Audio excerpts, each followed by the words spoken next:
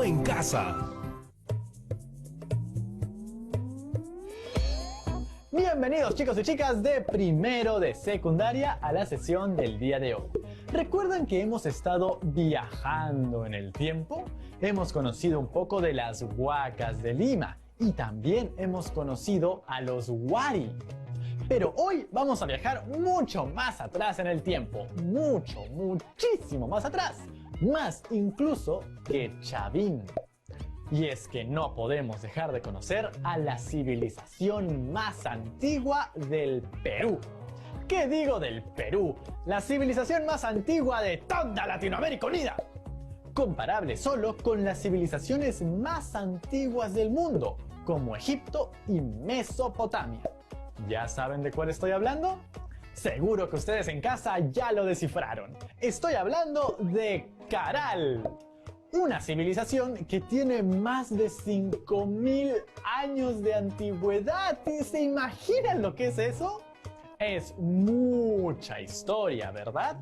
Y de estas civilizaciones antiguas podemos aprender mucho. Por ejemplo, ¿qué tan parecidos y qué tan diferentes somos de las personas que vivieron en este territorio en el que habitamos nosotros hoy? Es una pregunta muy importante que tenemos que hacernos ahora, antes de ver el video que nos dan nuestros amigos de Sucedió en el Perú. ¿Listos? ¡Perfecto! No olviden estar muy atentos y tomar nota de aquello que les llame la atención. 5000 años atrás, ¿verdad, producción? ¡Pues ahí vamos! ¡A Caral!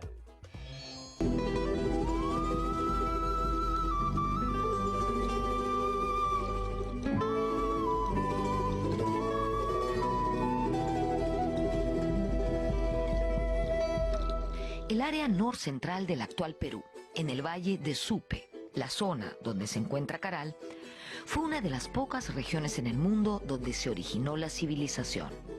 Esto se logró a través de una integración económica y social que produjo modos de vida y de cultura muy avanzados para su tiempo. Todo ello dio a luz un sistema social complejo que se desarrolló nada menos que hace 5000 años.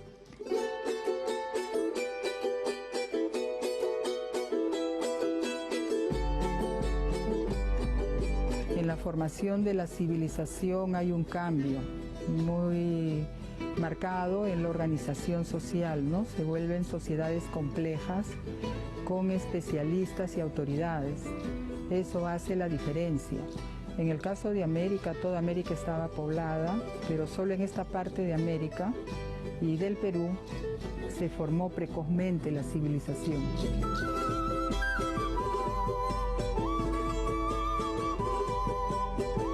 La civilización apareció cuando se consolidó la división social básica, en donde unos ordenan y otros obedecen. Cuando apareció la división social del trabajo, cuando surgieron los especialistas de conocimientos en diferentes campos. En ese momento auroral de la civilización, la autoridad era muy sabia y basaba su prestigio en la capacidad de conducir a la gente hacia la prosperidad.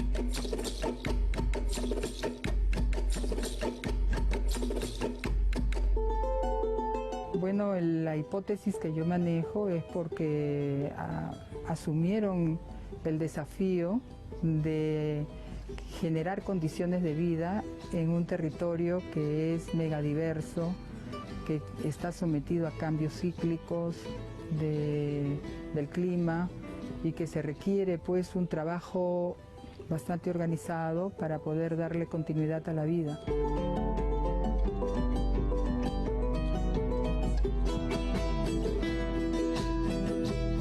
Esas evidencias de los orígenes de la civilización en el Perú se han encontrado en una serie de sitios arqueológicos en el Valle de Supe.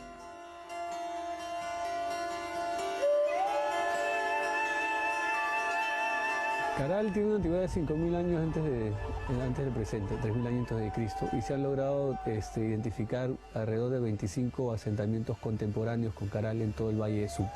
De esos 25, el proyecto viene trabajando en la actualidad 11, lo cual nos permite entender este proceso por el cual ha sucedido desde el surgimiento de Caral y las otras sociedades que han venido posterior a estas, ¿no?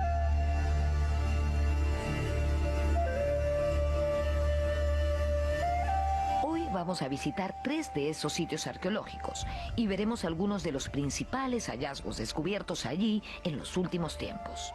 En primer lugar, la ciudad sagrada de Caral, luego Áspero y Bichama.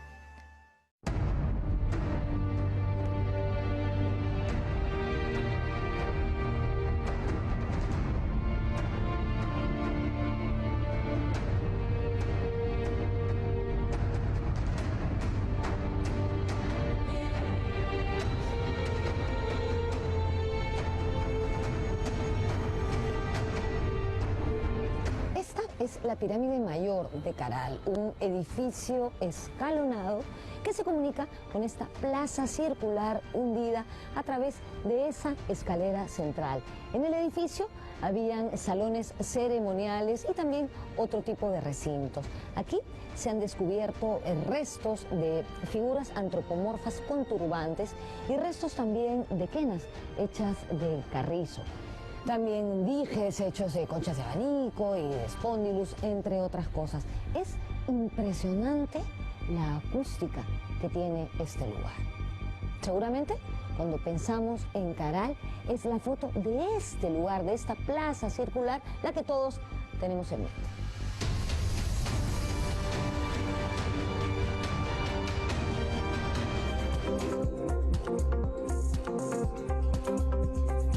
Esta es la pirámide La Galería, aquí en Caral.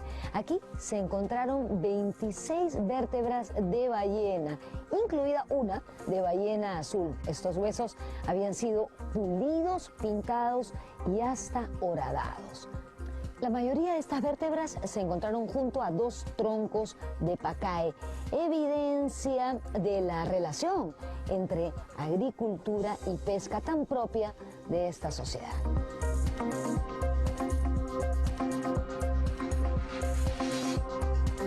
La complementariedad agropesquera que hubo, porque la alimentación de las poblaciones del Valle de Supe no ha sido solamente a base de la actividad agrícola, sino de la actividad pesquera y de un intercambio permanente.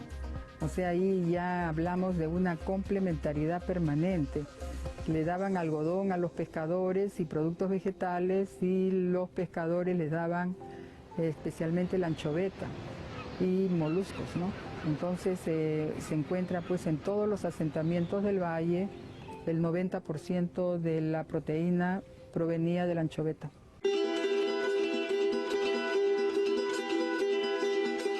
En la misma pirámide de la Galería, muy cerca a la plazuela donde se encuentra el monolito La Huanca, se encontró una ofrenda que contenía, entre otras cosas, 4 antaras y un quipu. Sí, el famoso quipu de Caral, que de alguna forma revoluciona los conocimientos acerca del Perú antiguo. Los centros urbanos, hemos identificado en el Valle de Supe 25 centros urbanos de diferentes tamaños y de distintas antigüedades, y todos ellos comparten una serie de elementos, pero están ubicados estratégicamente sobre terrazas aluviales, sobre terrazas fluviales y nunca en el valle mismo. De modo que cuando el río se desborda o vienen aluviones, no afectan los sitios arqueológicos de esa época, porque están protegidos.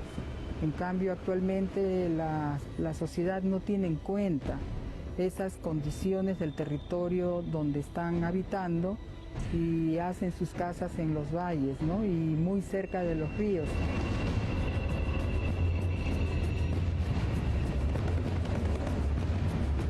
La sociedad de Caral, en principio, además de estar alejada de un punto alto del valle para no tener problemas con los huaicos, eligieron una explanada muy plana, ¿no? En esa explanada fue donde distribuyó todos los edificios piramidales que nosotros observamos ahora en función de una planificación urbana que orientaba sus edificios en función de un espacio central que posiblemente era donde la gente llegaba, acudía en relación a las actividades que en estos edificios se realizaban, ¿no?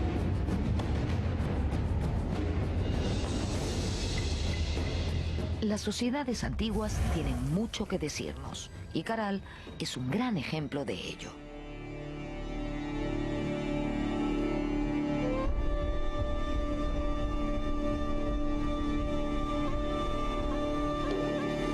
que hay un mensaje de esta civilización.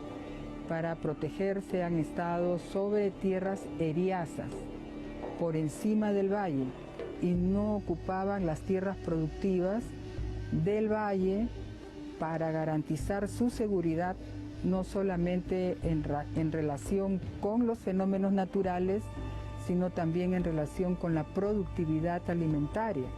El valle era para producir su alimentación, no era para ocuparlo con centros urbanos. Eso sería interesante para generar reflexiones de cómo debemos manejar el territorio de acuerdo a la realidad que tiene en cada parte del Perú, ¿no? Para poderlo hacer de modo adecuado. Y es, creo, allí donde está el rol de la arqueología, en recuperar esa información, en recuperar cuáles fueron las tecnologías.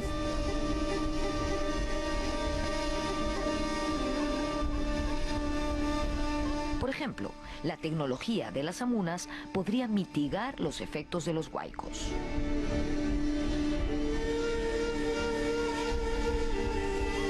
Mira, con esa tecnología de las amunas, de sembrar el agua en las épocas de lluvias y llevarlas hacia lugares geológicamente permeables, que ese conocimiento muy pocas comunidades todavía aplicando y muy relativamente ya, y que lo han recogido antropólogos como Andrés Alencastre, y que queremos nosotros que ese conocimiento vuelva a recuperarse.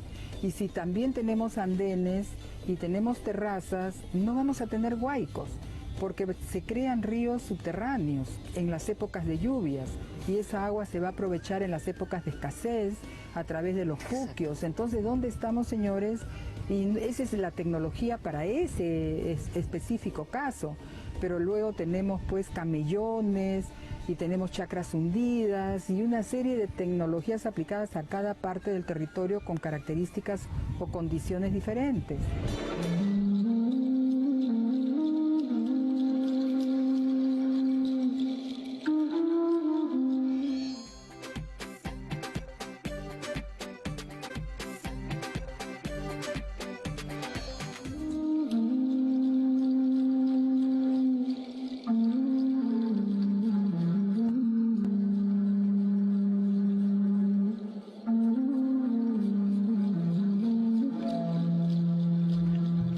Estamos en Áspero, la ciudad pesquera de la civilización Caral. Áspero es un complejo arqueológico que queda a 500 metros del mar, como pueden ver.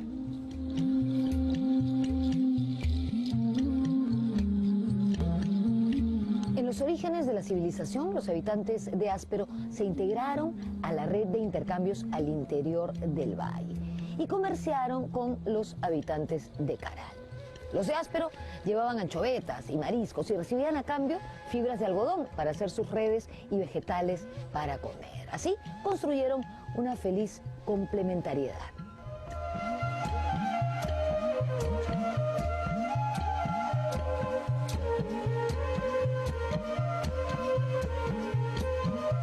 Áspero forma parte de la civilización Caral, ¿no?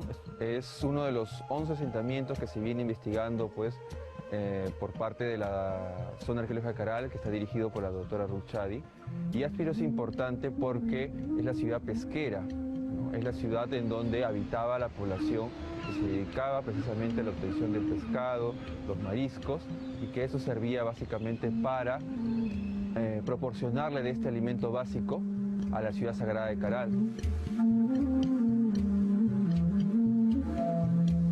La alimentación básica de los pobladores de la ciudad sagrada de Caral, que, como sabemos, está en la zona del valle, era fundamentalmente pescado, específicamente anchoveta.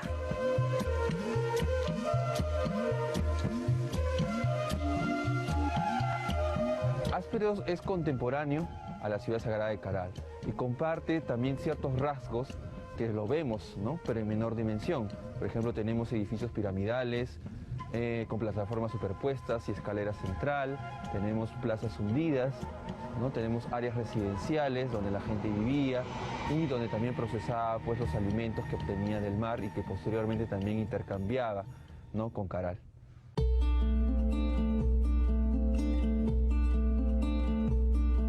En Áspero, así como en la ciudad sagrada de Caral, se han encontrado zonas de vivienda.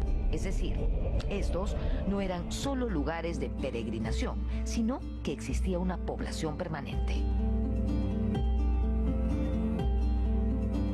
Ahora estamos identificando viviendas en la parte de la periferia de la ciudad de Áspero, ¿no?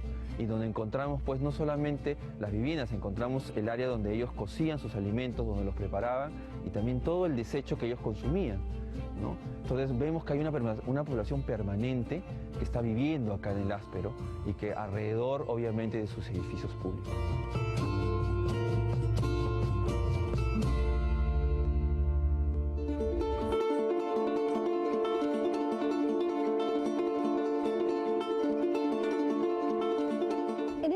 Se encontró uno de los descubrimientos arqueológicos más importantes del año 2016, según el Instituto Arqueológico Americano. Me refiero a la Dama de los 4 Tupos. Ella fue encontrada aquí, en la Huaca de los Ídolos, y por la forma en que fue enterrada, se presume que tenía un alto estatus social.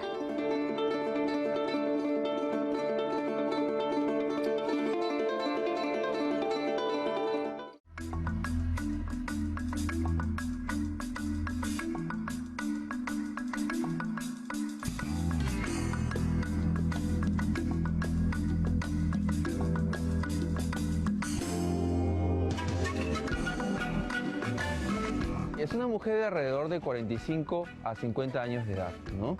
Es bastante mayor, pero es importante, ¿por qué? Porque es uno de los únicos entierros que presenta estos elementos, adornos, atuendos, incluso también un collar de espóndilus, que no es recurrente dentro de los otros entierros humanos que se han encontrado acá en el Áspero, ¿no? Por eso es importante.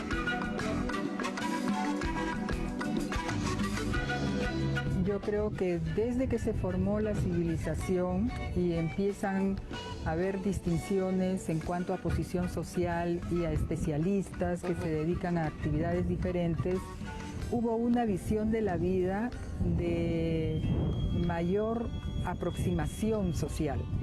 O sea, la dualidad, por ejemplo, es muy marcada. El género femenino, el género masculino se complementan en una serie de acciones sociales, pero no hacen lo mismo. Son diferentes, se reconocen como distintos, pero se respetan y se complementan.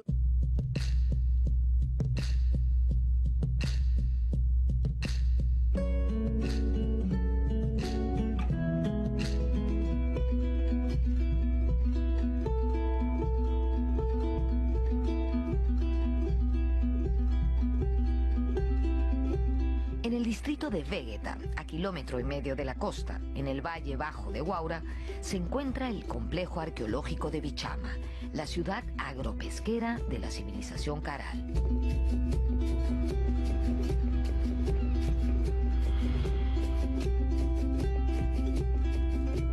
Hace aproximadamente 3.600 años el sitio tuvo una ocupación de personas que convivían en relación con sus recursos marinos y con sus recursos agrícolas.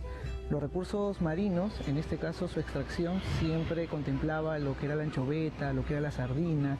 En el caso del tema agrícola, la extracción de la guayaba, se ha encontrado también bastante uso de los mates.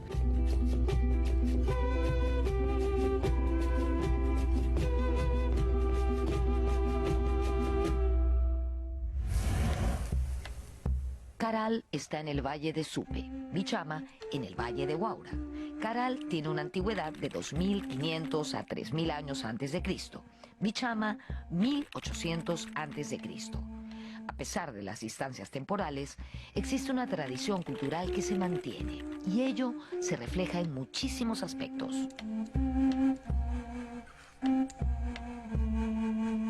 Lograron edificar los mismos templos, los mismos edificios, tenían la misma concepción, las mismas ideas en lo que era religión, en lo que era arquitectura y en lo que era desarrollo y complejidad social, ¿no? Entonces se ve una tradición desde el Valle de Supe hasta el Valle de Huaura.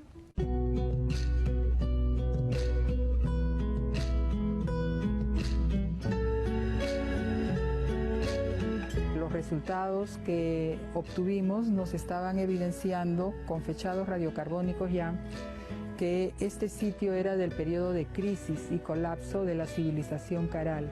Entonces para nosotros era importante comprender por qué después de haber tenido un prestigio de más de 1000 años, esa civilización entró en crisis y colapsó. De allí que estamos trabajando intensamente hasta la fecha en comprender los cambios que se fueron dando desde que se pobló este centro urbano y a través del tiempo que estuvo ocupado.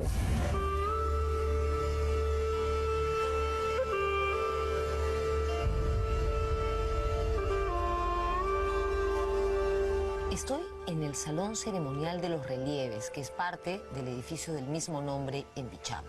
Aquí hemos encontrado unas figuras antropomorfas, es decir, con forma humana, pero lo que llama la atención es que son esqueléticas y cada una está en una postura diferente. Son 34 personajes en alto relieve, además de un par de peces. Entre los personajes hay adultos y niños. Se cree que por el diseño de este lugar se realizaron aquí ceremonias religiosas.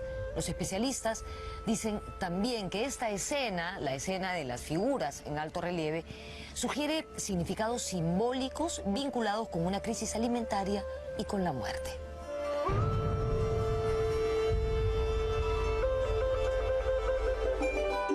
Este es el mismo edificio donde hemos encontrado el sapo humanizado y las figuras antropomorfas. Para que entendamos mejor aquello de lo que les voy a hablar, quiero decirles o recordarles que en el mundo andino las edificaciones, los edificios, eran concebidos como cuerpos humanos, con determinada vida útil. Cuando esta vida útil se acababa, se enterraban y se construía encima. Es por eso que encontramos restos de distintos periodos que corresponden a diferentes ocupaciones. Bueno, a lo que iba es a lo siguiente. En el año 2015 se hizo aquí un hallazgo extraordinario, calificado por la revista National Geographic como uno de los hallazgos inolvidables del año 2015. ¿Qué fue? Fue una ofrenda hecha para uno de los entierros de este lugar, que se encontró en el sitio de las hornacinas, en el edificio de las hornacinas, mejor dicho.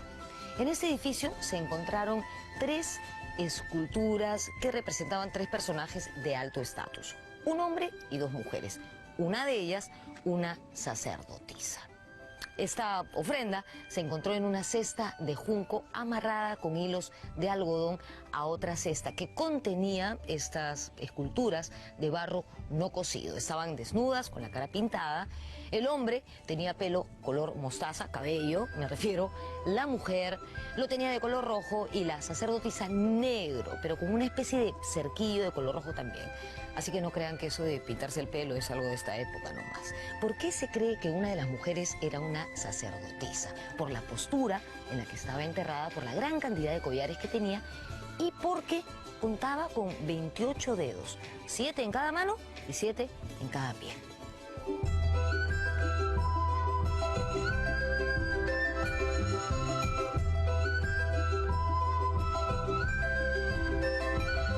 Se trata de 3 esculturas de una mujer que aparece en el Valle de Supe con bastante frecuencia y también en este sitio de Bichama, donde podemos nosotros inferir que la mujer tuvo un rol importante en la sociedad. ¿No? En este caso parece que ha sido una sacerdotisa y ha estado vinculada a la mujer mucho a la actividad religiosa, ¿no?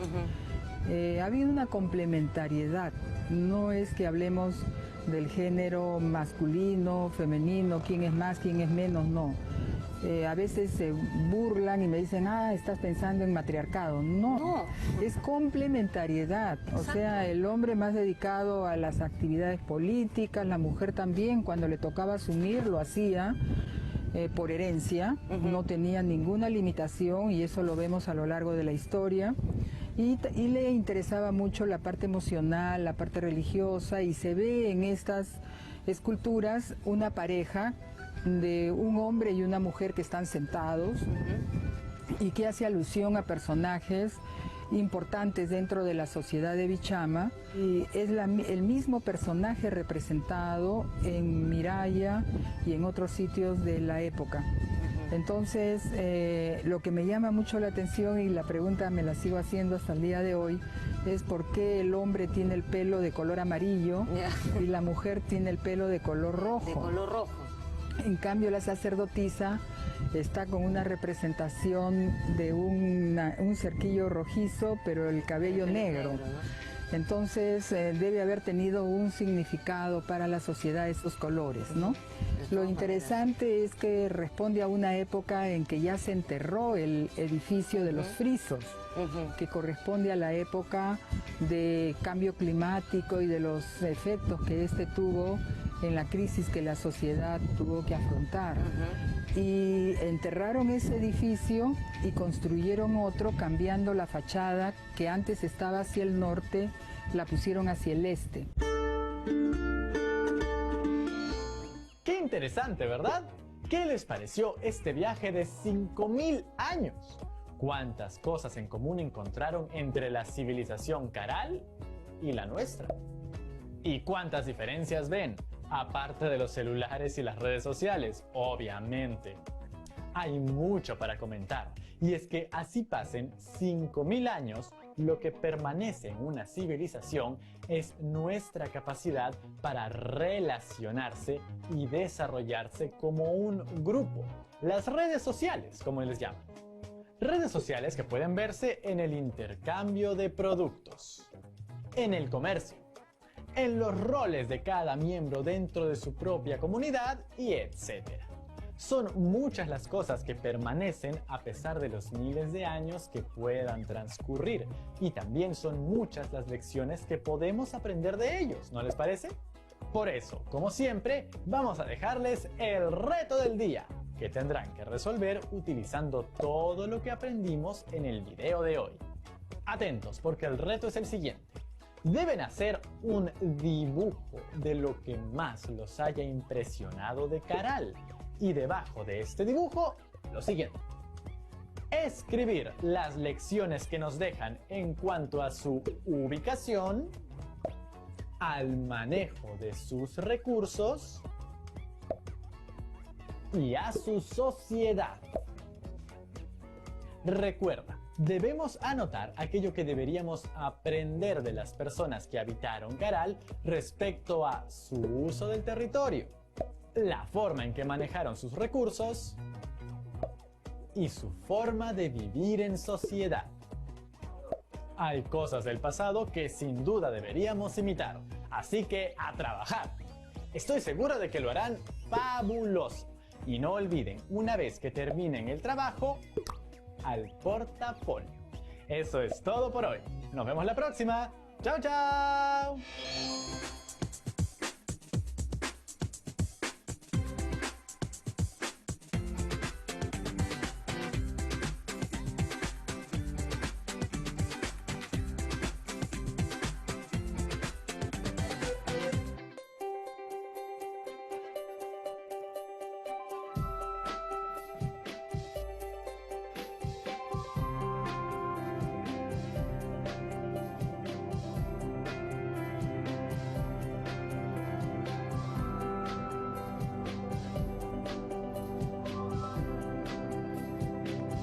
Aprendo en casa.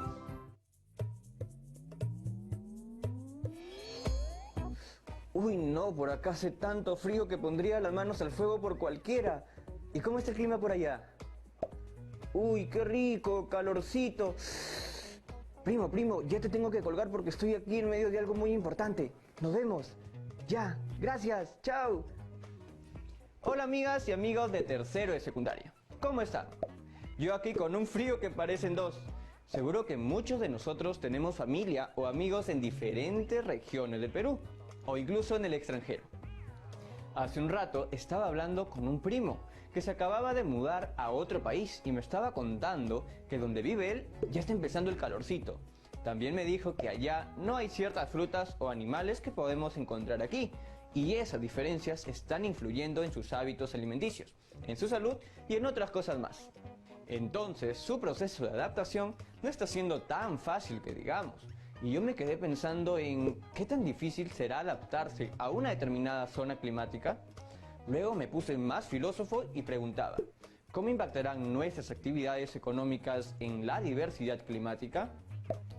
¿Y cómo encuentra uno o una la armonía entre nuestras actividades y los recursos que nos ofrecen los ecosistemas locales o de nuestra región?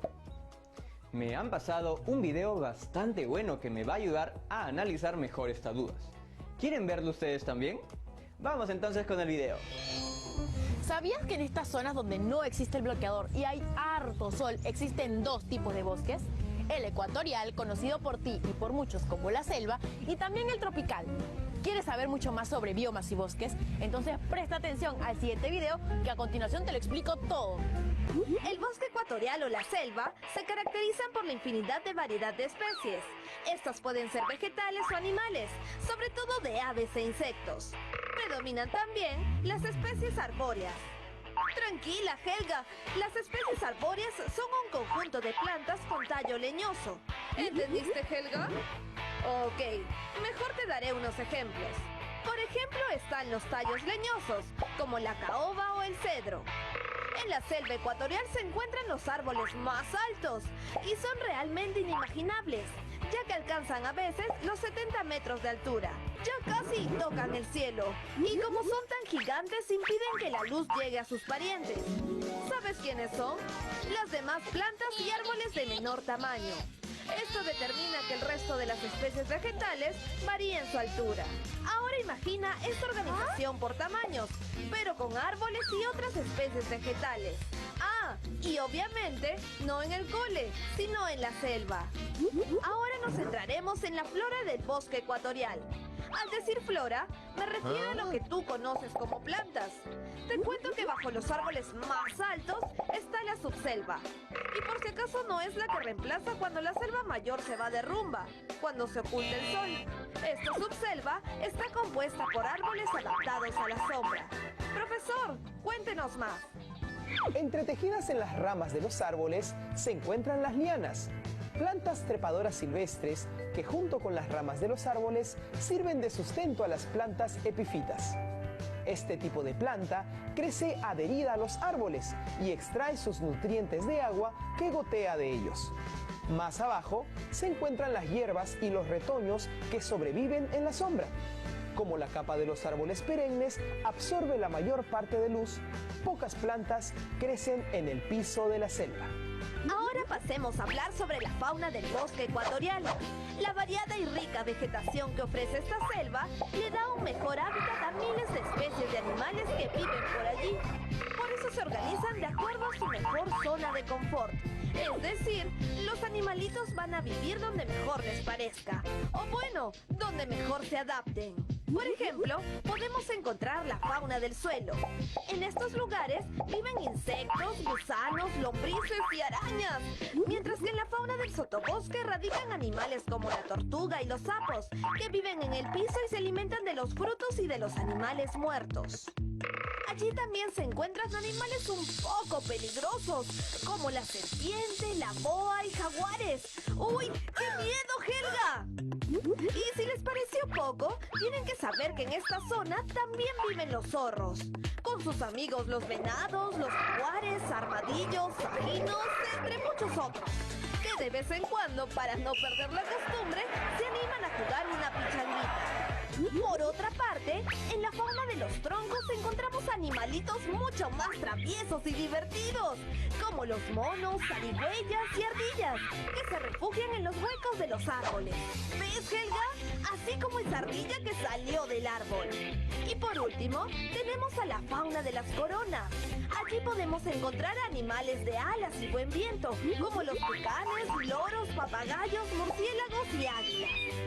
¿Has pensado en cuál de estas zonas te gustaría pasar un día? ¡Wow! ¡Qué alucinante la diversidad de animalitos que puede haber en la selva! Algún día me gustaría estar en la zona de las coronas para ver a los tucanes y loros. Pero ya que hablamos de la flora y la fauna del bosque ecuatorial o selva, pasaremos a hablar sobre el bosque tropical. ¿Sabías que el bosque tropical se encuentra en zonas donde hay altas temperaturas durante todo el año? hay estaciones mucho más seca y definida, es decir, llueve, y estas lluvias terminan influyendo en la vegetación. Aunque también está dividida por zonas, existen árboles de menor tamaño, aproximadamente de 10 a 30 metros. Este bosque sirve de transición entre las selvas y la sabana. Lo sé, no es lo que estás pensando. Sabana, escucha bien, sabana se refiere a los campos donde abundan los pastos y semillas. Ahí no hay agrupaciones continuas de árboles y tampoco hay camas. En cuanto a la fauna de los bosques tropicales, los árboles se encuentran más distanciados. Y no porque hagan distancia, sino porque pierden hojas durante la época seca. En el bosque tropical abundan los árboles, arbustos y epífitas. ¿Las epífitas se comen? ¡Claro que no, Helga! Las epífitas son unas plantas que crecen sobre otras plantas. O sea, nunca las dejan plantadas porque no enraizan sobre el suelo. Y si hablamos de la fauna en los bosques tropicales, podemos darnos cuenta que la diversidad de especies que existen allí es mucho menor a la del bosque ecuatorial. Pero no menos importante para las aves migratorias, que cuando están en su época de relax, es decir, no productiva, acuden a matar el tiempo por esos lares, ya que las aves del bosque tropical se adaptan rápidamente a su estacionalidad. Ahora, de lo bueno y bonito que tiene la selva para nosotros, pasaremos a desarrollar algo que está muy mal y que por consecuencia de los hombres no debería hacerse. Se trata de las malas actividades que realiza el ser humano en el interior de la selva.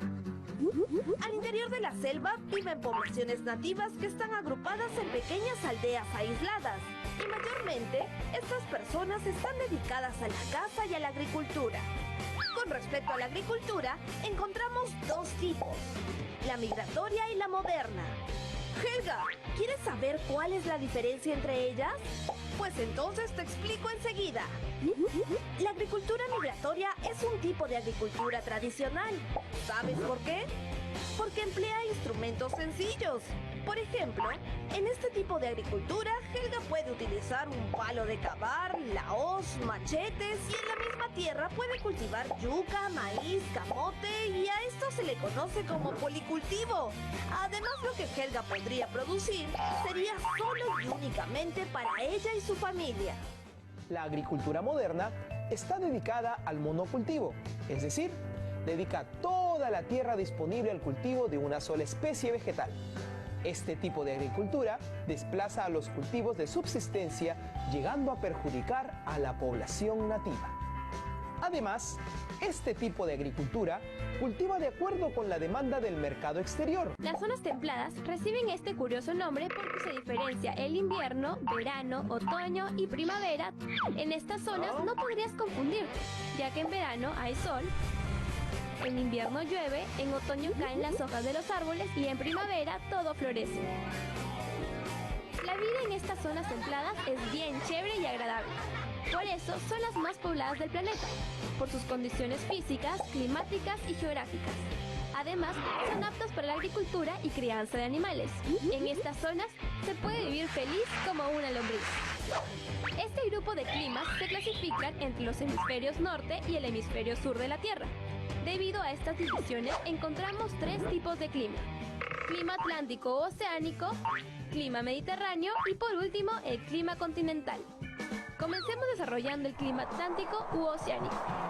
Este medio se caracteriza por las suaves temperaturas durante todo el año, debido a la influencia moderada del océano.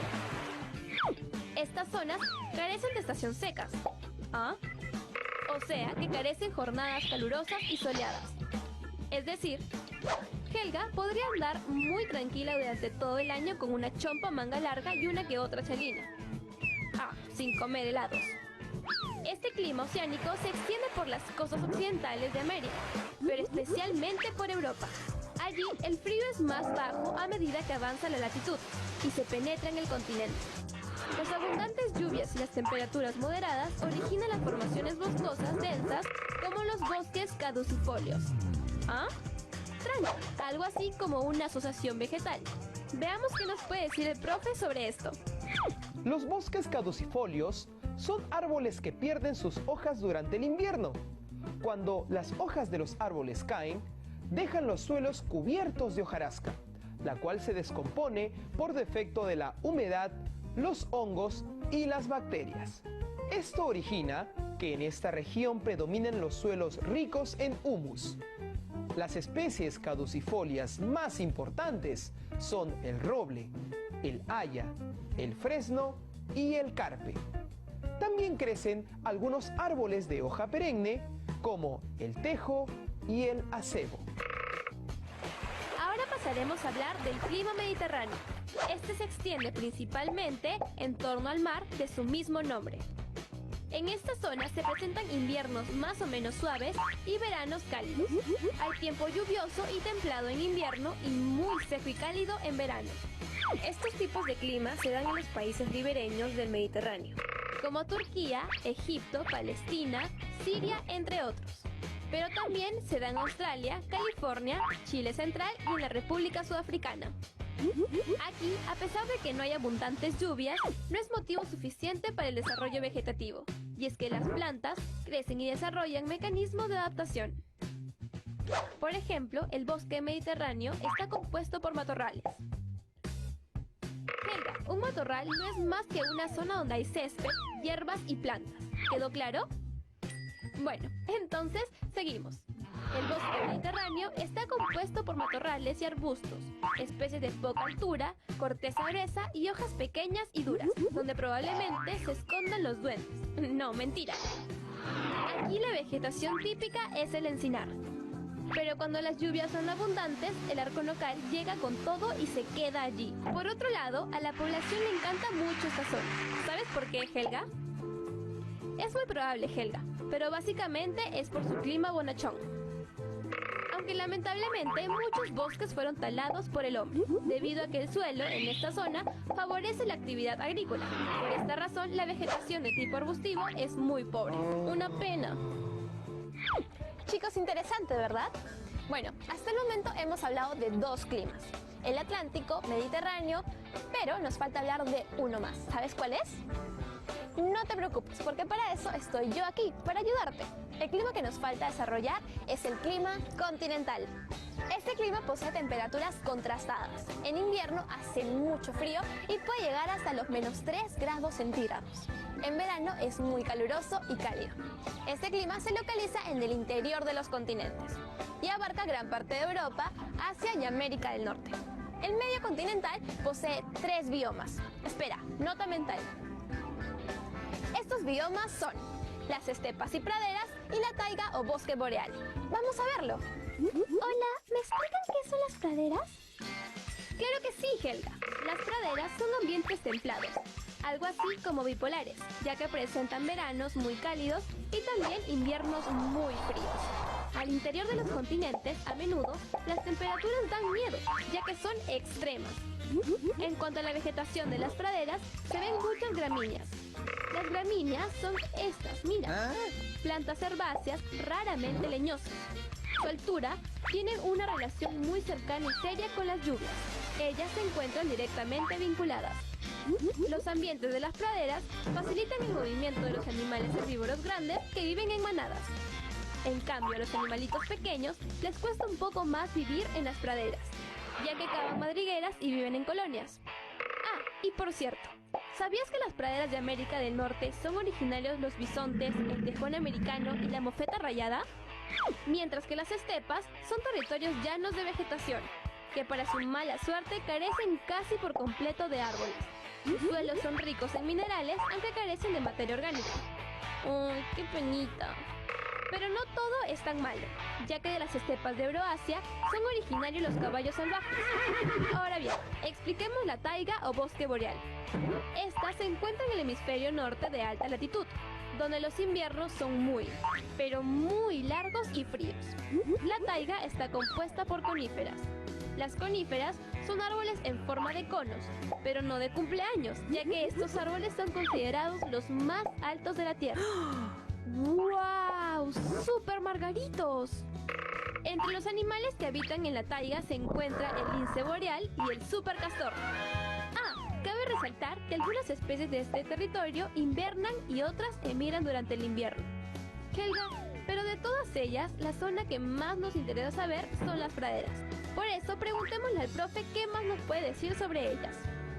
Los seres humanos han transformado las praderas más productivas en campos de monocultivos de cereal.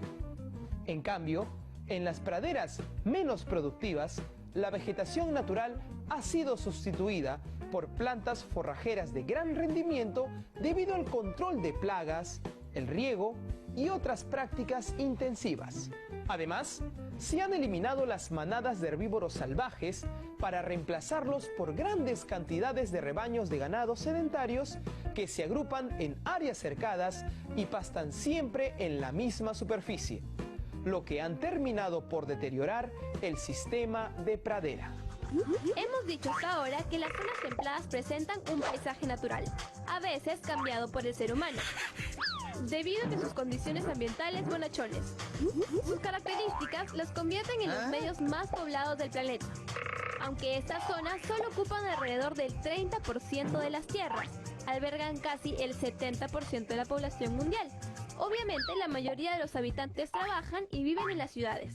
Por eso ahora veamos cómo es que los habitan. Primero veamos el medio oceánico.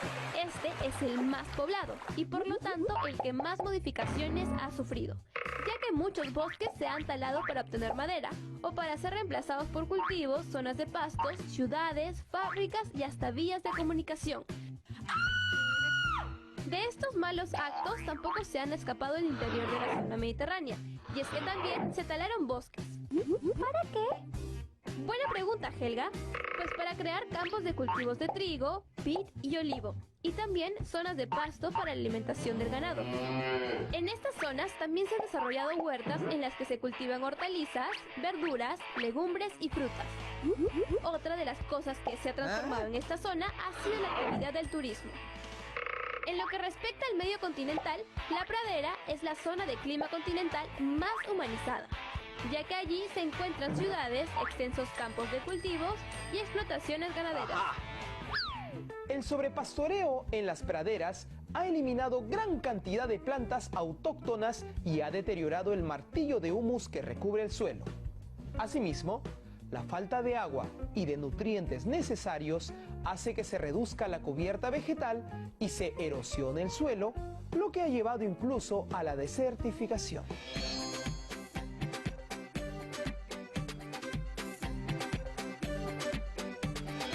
Espero que estés con las energías al máximo, porque hoy aprenderás muchas cosas que te sorprenderán. Así que no te despejes tu pantalla, pero a continuación te explicaremos todo sobre las zonas frías. Helga, agarra tu chalina, tus 3 casacas polares y 5 pantalones de lana porque haremos un viaje a tu congelador.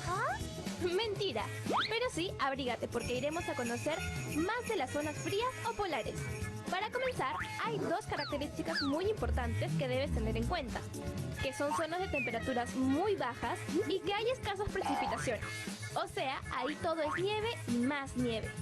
Sí, es normalazo pasar por aquí y ver que estamos bajo cero. Ok, pero ¿dónde se sitúan exactamente estas zonas? Se sitúan en las más altas latitudes. ¿No sabes qué es esto? Entonces miremos el mapa del mundo para contestar. En estos 2 extremos del mundo se sitúan las zonas frías. Este lado es conocido como hemisferio norte y el hemisferio sur. Además de encontrar 2 biomas, la tundra y las regiones polares. Ojo, no te olvides que un bioma es un área que comparte el clima, la flora y la fauna. Perfecto. Con este recordatorio, hablemos del bioma de la tundra. Resulta que este es un ecosistema con aspecto de pradera, pero propio del clima frío. ¿Hay plantas de hielo? No. La vegetación aquí está conformada por líquenes, musgos y mucha hierba o arbustos.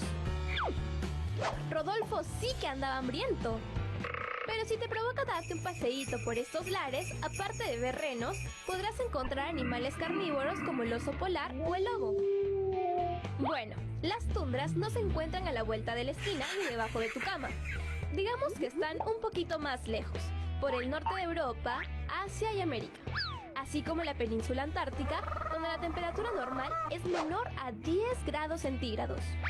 Ok, ya entendimos que las tundras pueden estar tanto en el hemisferio norte como en el hemisferio sur.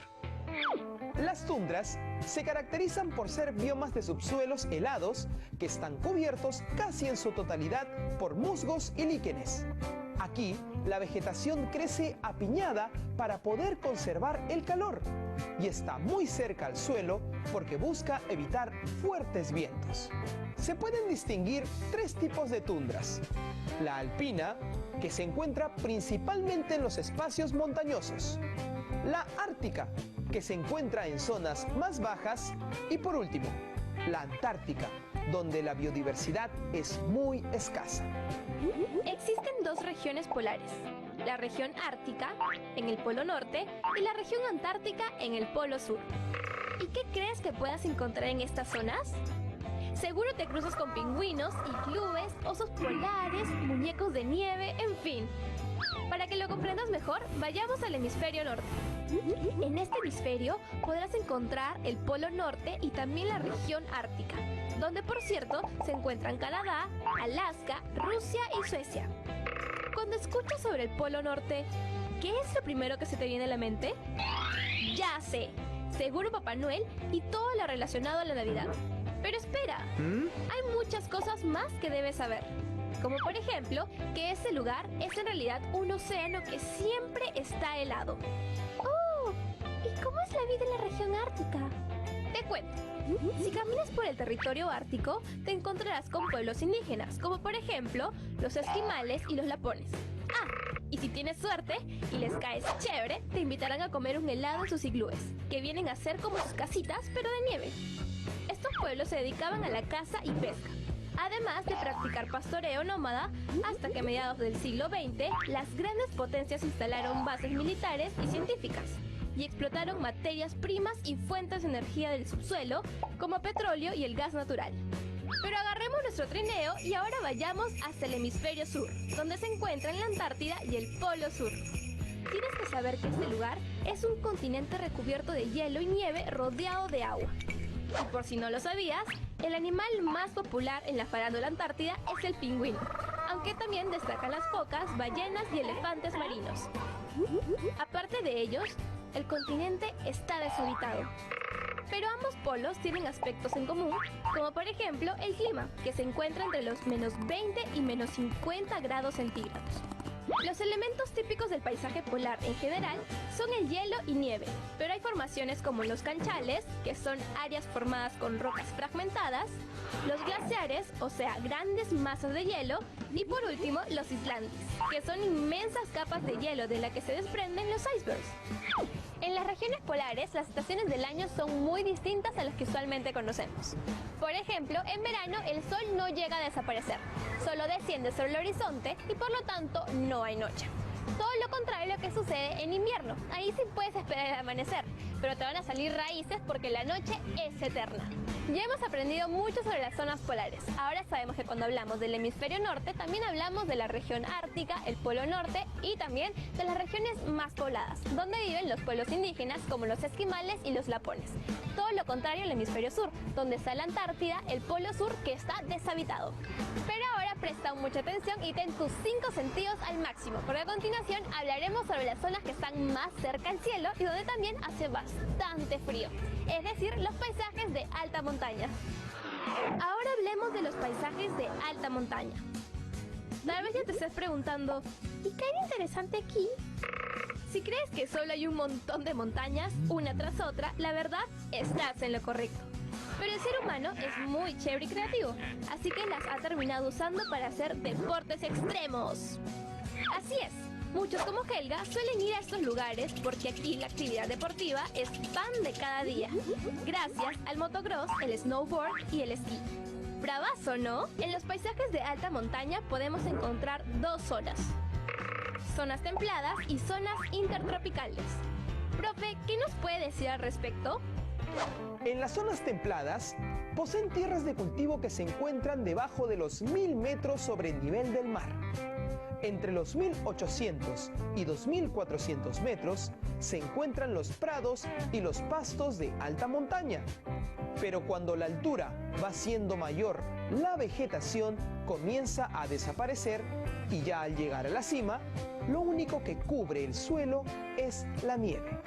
Por otro lado, los paisajes de montaña de zonas intertropicales se caracterizan por ser lugares menos fríos que los de alta montaña de zona templada y la vegetación también es mayor. ¿Qué tal diversidad de climas que existen en el mundo, vieron? Ahora sabemos que junto al relieve tienen un impacto sobre la vida de los seres humanos, así como de la flora y de la fauna. ¡Qué loco!, ¿no? Bueno, después de haber visto el video, creo que ya podemos responder a mis preguntas iniciales, pero yo no voy a ser el único que se ponga manos a la obra. Ahora es tu turno, y el desafío es el siguiente. Elabora un artículo de opinión sobre cómo buscamos la armonía entre nuestras actividades y los recursos que nos ofrecen los ecosistemas locales o de nuestra región. No olviden que su artículo de opinión debe incluir A. Tu posición respecto a la pregunta y B. Las ideas que sustenten esta posición. Bueno, chicas y chicos, ya llegamos a la parte final del programa. No olviden de registrar sus trabajos en sus portafolios para así tener todas las evidencias de sus aprendizajes. Recuerden también lavarse las manos frecuentemente con agua y con jabón por al menos 20 segundos. Y si van a salir a la calle, que sea solo cuando sea necesario, usando su mascarilla y respetando el metro de distancia como mínimo. Nosotros nos vemos en una siguiente edición de Aprende en Casa. ¡Chau, chau, chau!